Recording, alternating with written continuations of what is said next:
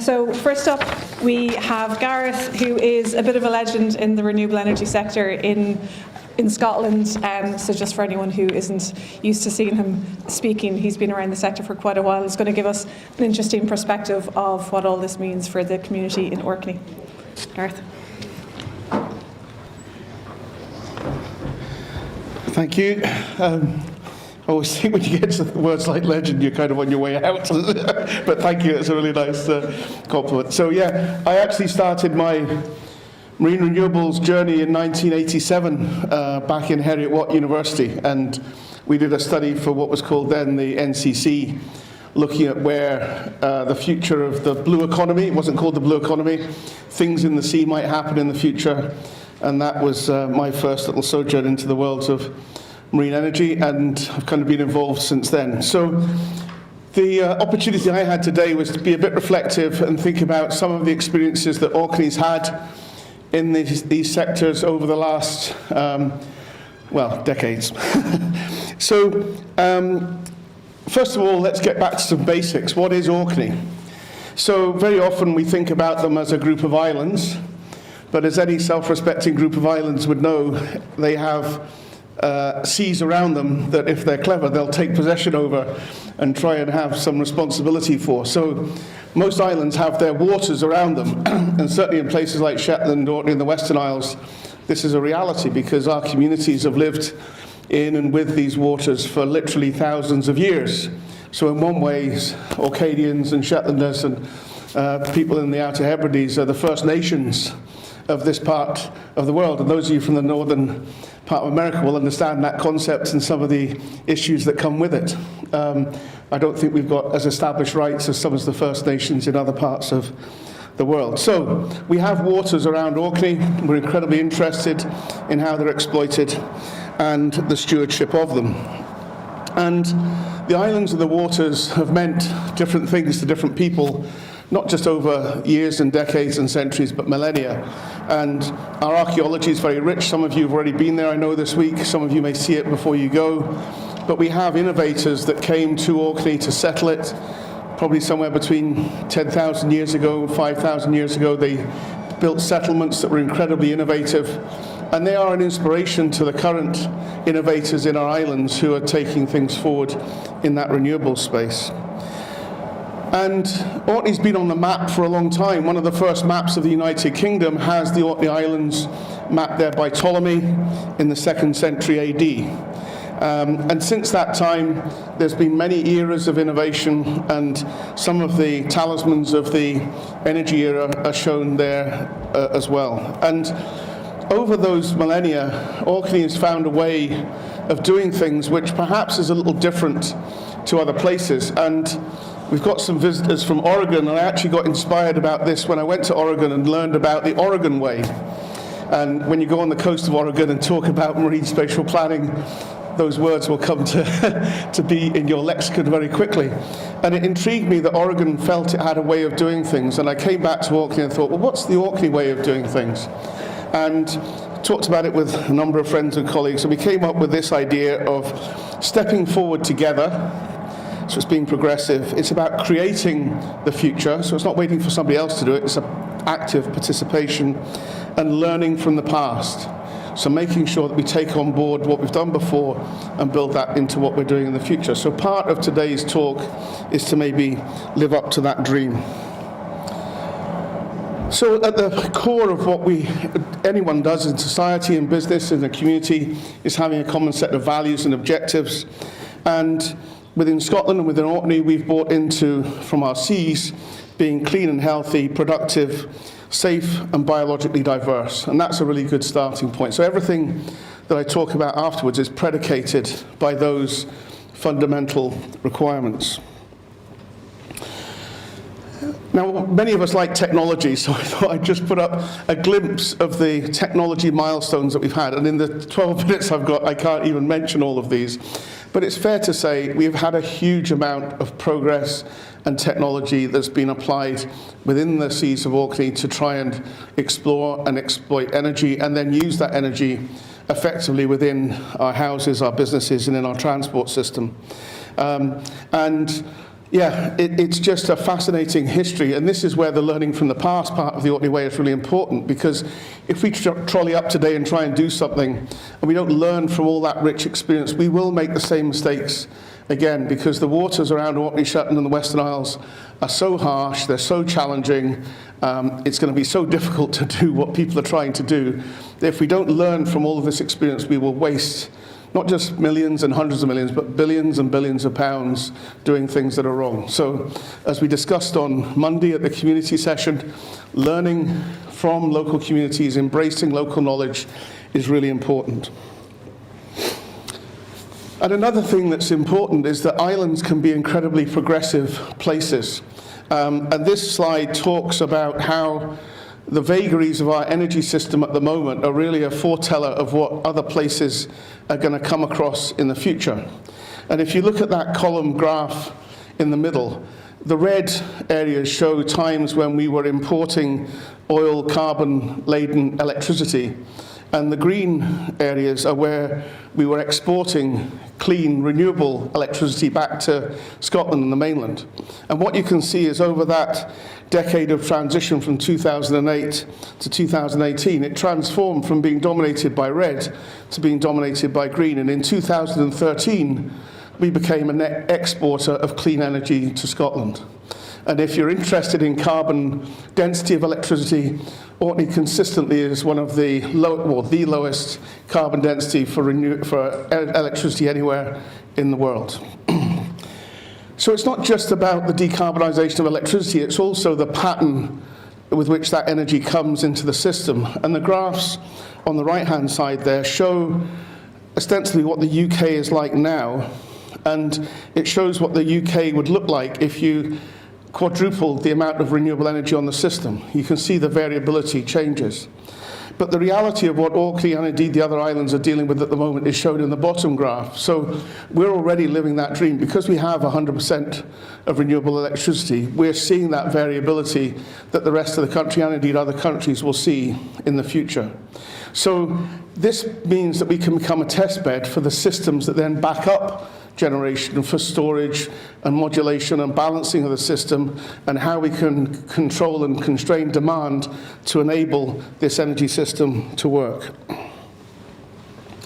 Now, the talk was entitled The Good, the Bad and the Ugly, and without dwelling on the ugly, because it's not really fun to do that, it's just to acknowledge that over the decades that we've been at this, it has been incredibly rewarding at times, but it's also been incredibly frustrating and difficult at times.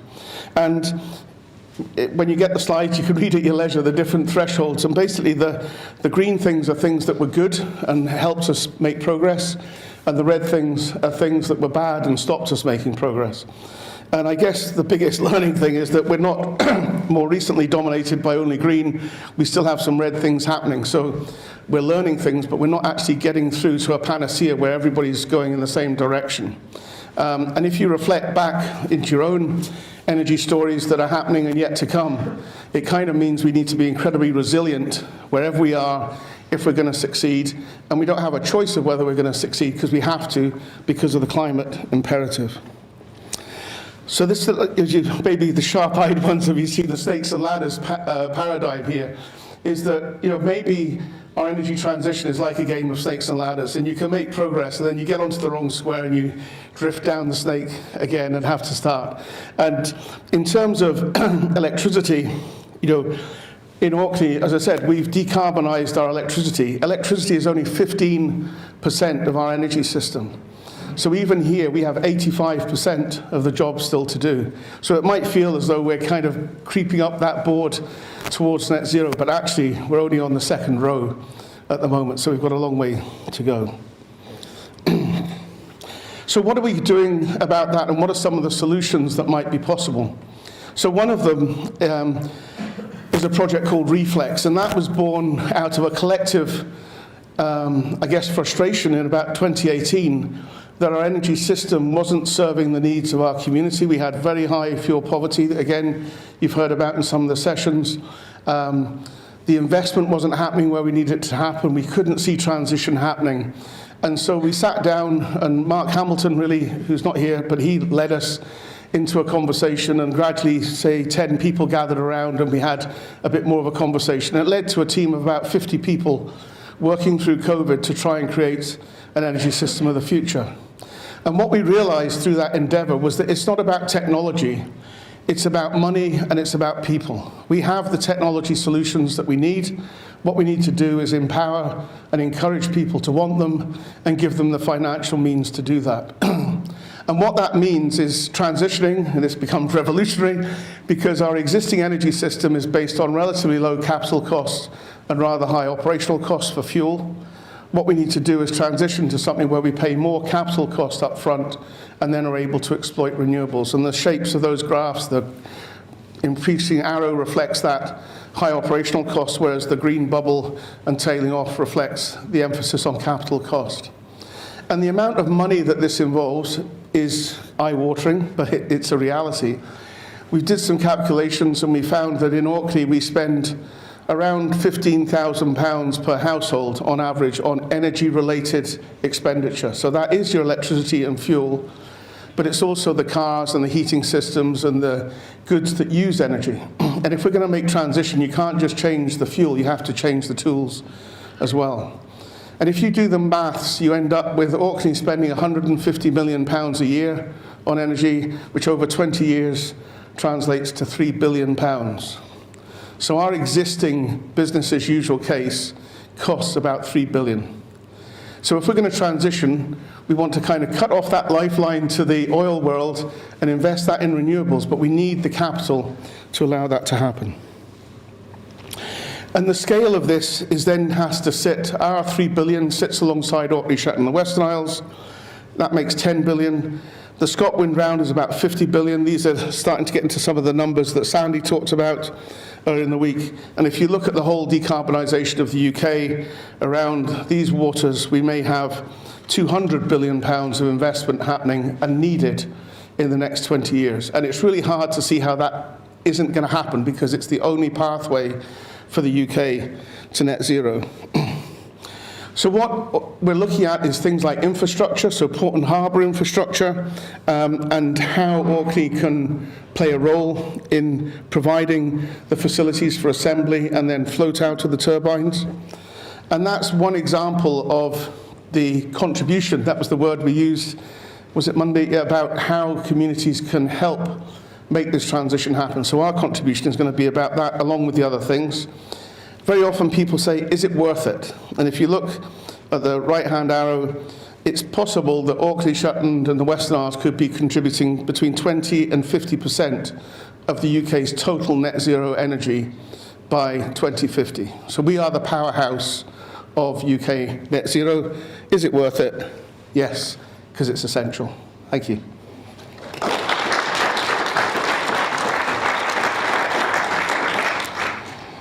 Thank you very much for that.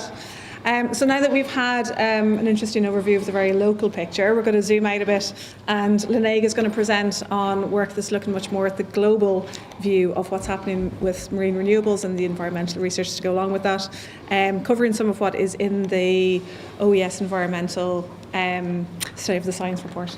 Thank you. I'll give you a little wave and you've got one there. Yeah, thank you. So round 3 for me, but this talk was actually submitted by my colleague Andrea Copping. She could not make it today. She's been traveling quite a bit and needed a break at home. So yeah, I'm giving it for her. So we are going to look at an overview, synthesis of the environmental effects monitoring at marine renewable energy sites around the world. So why do we do that? So we've had increasing deployments of marine energy devices, still mostly testing of prototypes or of early versions of devices, pilot deployments. And so oftentimes there is not much environmental information collected at those sites, but other sites have been collecting information. When we look at the information collected, seems to be most of the time information about the status of marine populations, some water quality parameters, and then some information about interaction with other marine uses. That doesn't help us much understand the environmental effects of marine energy, so we wanted to dig deeper and see what has been done that provides valuable information around the stressors and receptors interactions that we've been talking over the last couple of days. And so we used the TC's website on the metadata forms for all the projects that have been doing environmental monitoring, and we've identified about 60 deployments over the last 2 decades, 25 years, that have done environmental assessment and monitoring, and for which we have documented results. Some have done it, but the results are not publicly available. We don't have any trace of it, so we could not include them in our study. So we've already explained the stressors and receptor interactions. Yesterday, Liesel focused on collision risk. I focused on displacement. For this study, we are looking at all the different 7 priority interactions.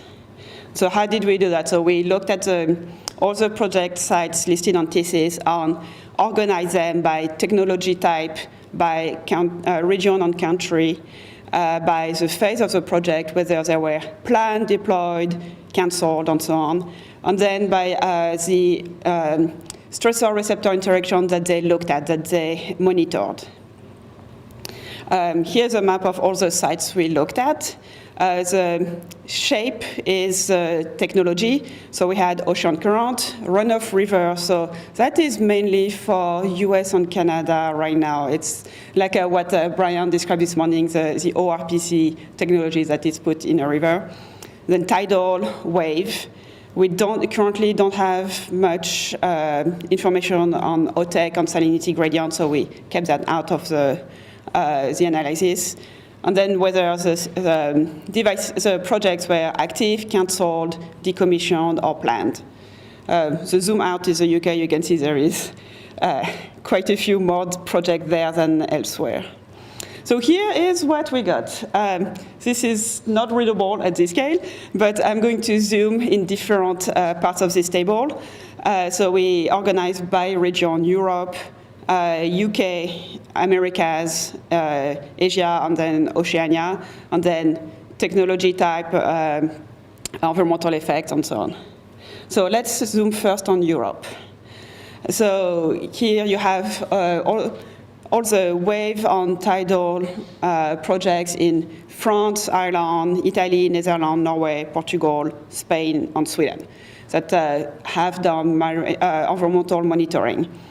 And so you can see that most of the projects have monitored underwater noise. That's the second column of the environmental monitoring. About half of the projects have monitored changes in habitat, one or many aspects of what we include in changes in habitat. So that's the artificial reef effect, that's changes in benthic communities, that's biofouling, you name it. Surprisingly, not all the tidal projects have monitored collision risk. That was a little bit of a shock, because you would think that collision risk would be something that all the tidal projects would be monitored, but for some of them we didn't find any information that they did it. And then some of them have monitored EMF. In Norway, in Portugal, and in Spain, they have done some level of monitoring about EMF. And then you have other stressor receptor interactions that are monitored here and there but are less common. Then let's now zoom to the UK. So in the UK, we split the EMEC, the products that were tested at EMEC, from the products that were tested in the rest of the country. And so you can see on this part of the table that all the projects, whether they were tested at EMEC or elsewhere, deployed at EMEC or elsewhere, and whether they were wave or tidal, monitored collision risk, underwater noise, and changes in habitats. However, none of them have monitored EMF. And then most of the projects have monitored displacement, and some have monitored changes in oceanographic systems, like wave height or hydrodynamics. And now let's zoom to the Americas. And so Americas, it's Canada, US, Mexico, and Chile. Here you can see that all all the ocean current, river project and tidal projects have monitored collision risk.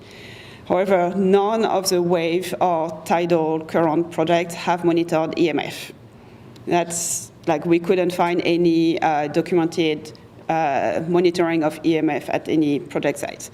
And then most have monitored underwater noise and changes in habitat in a form or another.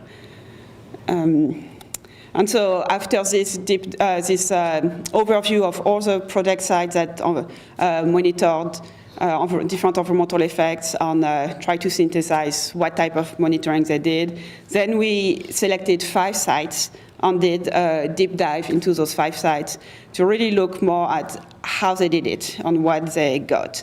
And so for sake of time, I'm not going to show the results of those 5 case studies, but we have a manuscript that is currently under review, so hopefully it will be available soon, and I can share with you if you're interested.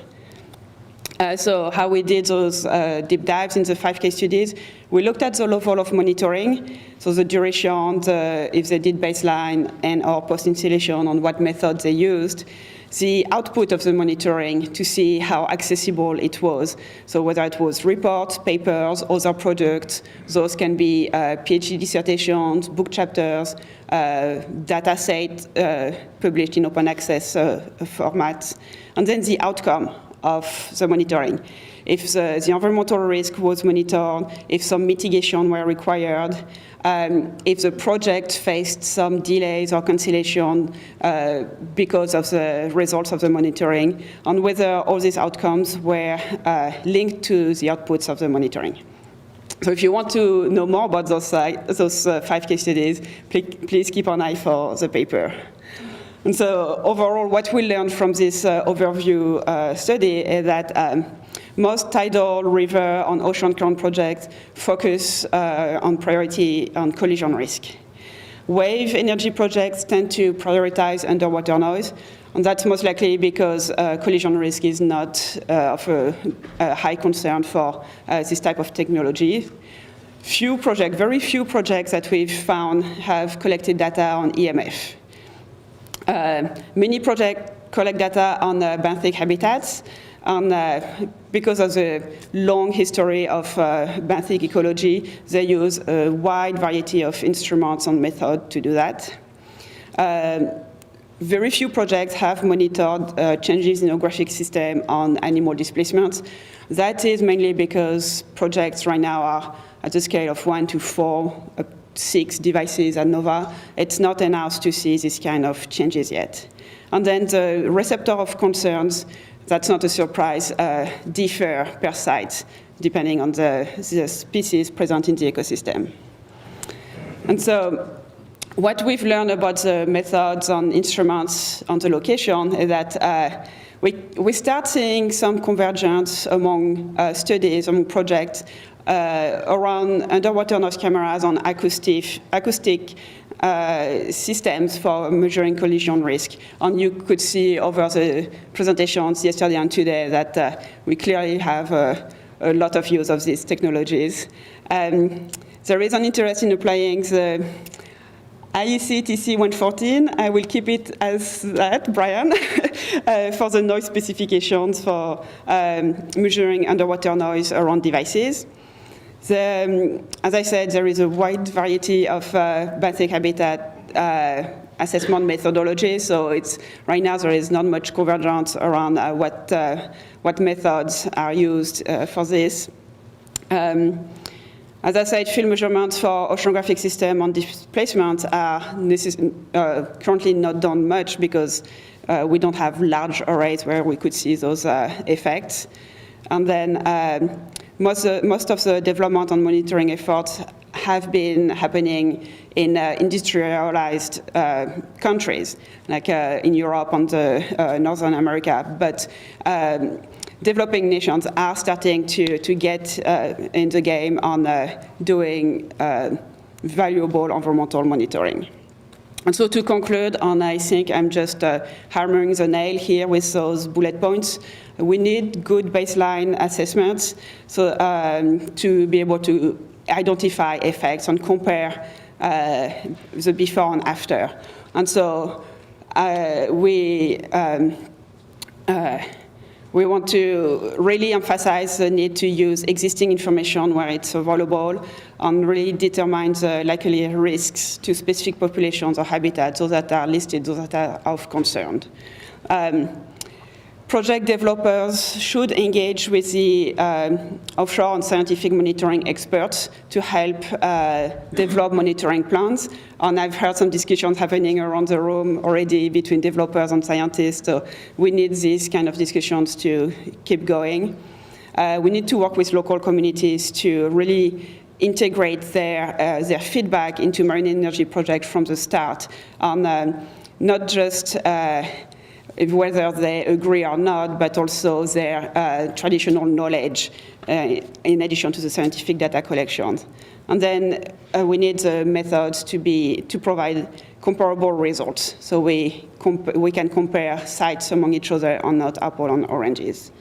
And then last but not least, we really need the data to be available on open access, so we can really, as a community, leverage the work on each other, and have a comprehensive understanding of the environmental effects. And so that's all I have for you. Thank you.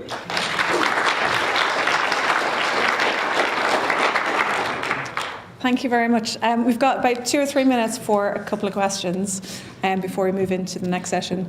So if the next speakers want to get themselves almost ready, then we can be as efficient as possible. A couple of questions up on the left.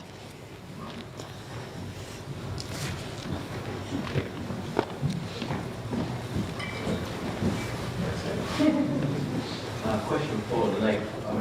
Can you hear me? Yep. Okay. Just shout, I think. You mentioned that different nations seem to have different priorities for the receptors they care about. Is that legitimately because they have different endangered species, different species of concern, or is it more about what the public in those nations are clamouring for and what the background is, do you think?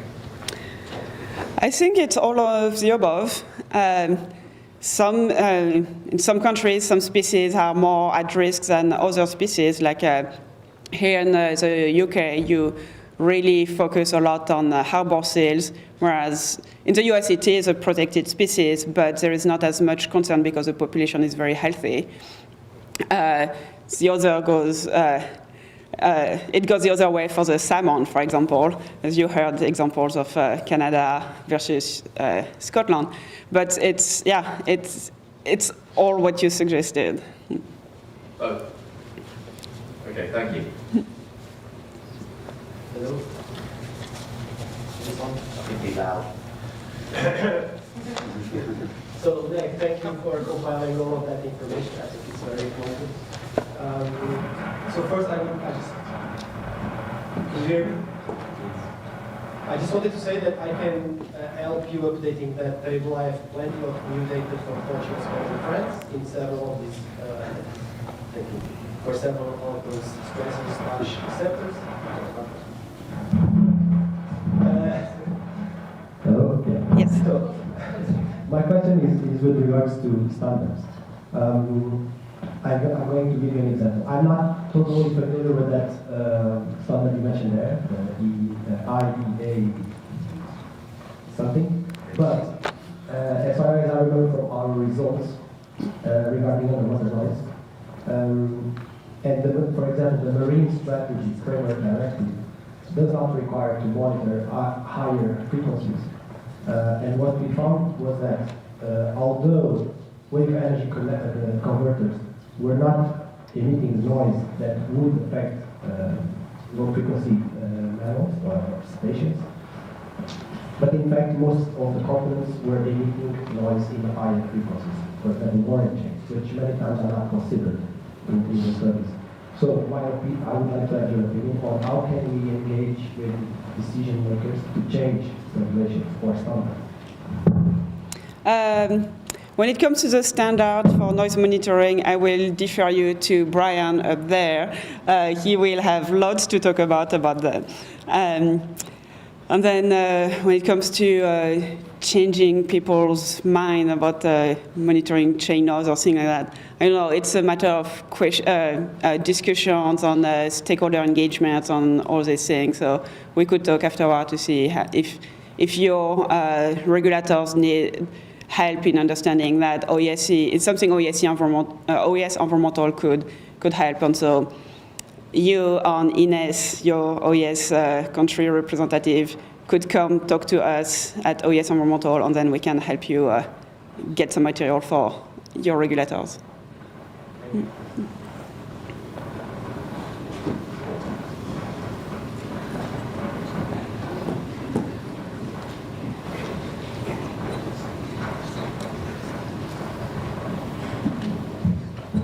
So I think after Ben, we'll take maybe 2 more questions, then move into the next session.